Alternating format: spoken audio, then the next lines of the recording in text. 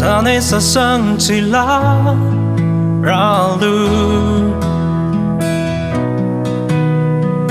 sampo gaira daige lalo Hingbe Ntui di kagu malu sampo gaira daige lalo daige Suaneing bene Ndai heli Ndai ralou alung Samria chilak ngia suipaule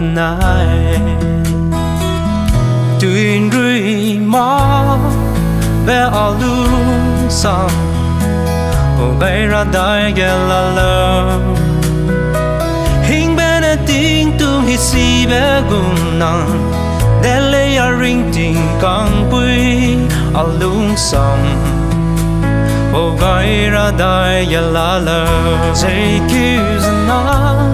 Suaneing bene heli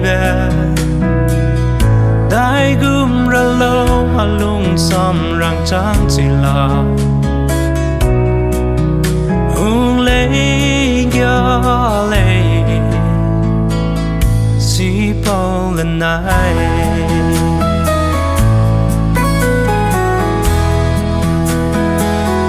Milung delei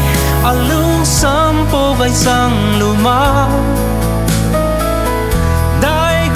ralou suipaule alung gaira Ntui gai anai ringting Milung alung sampo gai sang luma ralou suipaule alung gaira Ntui gai anai ringting